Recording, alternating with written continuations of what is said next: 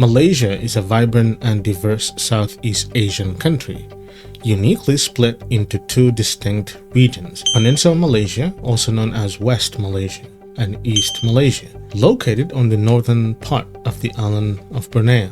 These two regions, separated by the expanse of the South China Sea, not only showcase contrasting geographical landscapes, but also support distinct population distributions that shape the socioeconomic fabric of the nation. Peninsular Malaysia occupies the southern half of the Malay Peninsula, bordered by Thailand to the north, the South China Sea to the east, the Strait of Malacca to the west, and Singapore to the south. East Malaysia, on the other hand, offers a stark contrast to the densely populated and highly urbanized Peninsular Malaysia. Located on the island of Borneo, East Malaysia comprises the states of Sabah and Sarawak, along with the small federal territory of Labuan, and excuse my lack of Malay pronunciation. The population distribution in Malaysia is heavily skewed towards Peninsular Malaysia, which hosts about 80% of the country's population. Let's explore the reasons why 85% of Malaysia remains uninhabited, or why 80% of the population resides in Peninsular Malaysia. 1. Historical development. The historical development of Peninsular Malaysia is a fascinating story of strategic location, colonial ambition, and rapid change. This region's growth is deeply connected to British rule, which played a crucial role in shaping the urbanization, industrialization, and economic vibrancy seen in cities like Kuala Lumpur and Penang. The west coast of Peninsular Malaysia became the center of British colonial administration due to its prime location along the Strait of Malacca, one of the busiest sea routes in the world. This strategic position allowed the British to control key trade routes, making it a vital link between Europe, India, and the Far East. To support their control and administration, the British established key centers in cities such as Kuala Lumpur and Penang. They built important colonial infrastructure, including government offices, courts, and residences, which formed the basis of these cities' transformation into modern urban centers. The British played a significant role in developing infrastructure that connected resource-rich areas to urban centers. They built railways, roads, and ports to facilitate the export of valuable commodities like tin and palm oil, which were in high demand worldwide. Kuala Lumpur, originally a tin mining settlement, evolved into the bustling capital of Malaya, largely due to the wealth generated by mining and the development of key infrastructure, such as railways linking it to the port of Klang. Similarly, Johor Bahru grew as a trading and administrative hub, benefiting from its proximity to Singapore and the economic activities that crossed the border. Urbanization in the West Coast cities accelerated rapidly with the growth of trade and industry. Kuala Lumpur attracted a diverse population, including Chinese and Indian laborers who came to work in tin mines, rubber plantations, and emerging industries. This influx of migrants not only fueled industrial growth, but also brought cultural diversity that shaped the social and economic landscape of these cities. Penang, as a free port, drew traders, merchants, and settlers, creating a vibrant cosmopolitan environment known for its lively trade, cultural exchanges, and community life. The early industrialization of the West Coast was closely tied to the exploitation of natural resources, such as tin and rubber, which were among the major exports during the colonial era.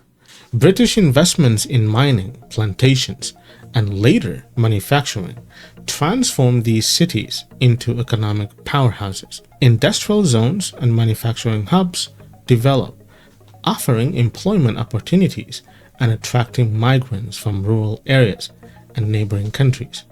In Penang, the electronics industry took root, while Johor Bahru became known for its heavy manufacturing, further solidifying the roles of these cities as key economic centers.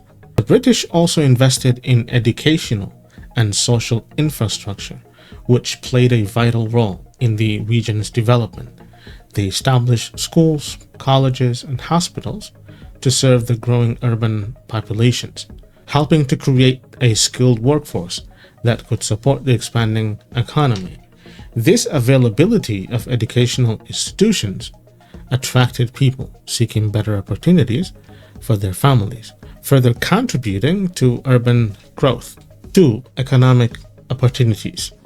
Peninsular Malaysia is the economic heart of the country, playing a key role in driving Malaysia's GDP.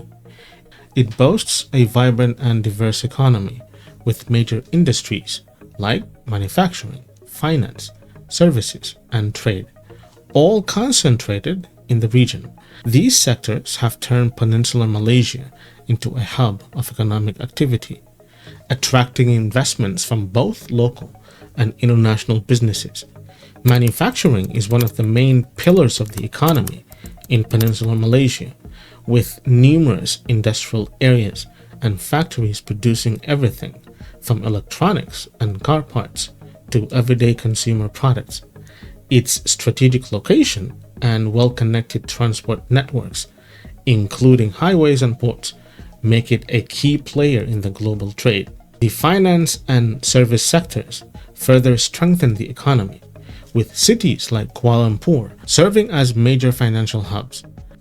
Peninsular Malaysia also benefits from advanced infrastructure, including modern roads, airports, and seaports, which not only facilitate business operations, but also enhance the living standards of its residents.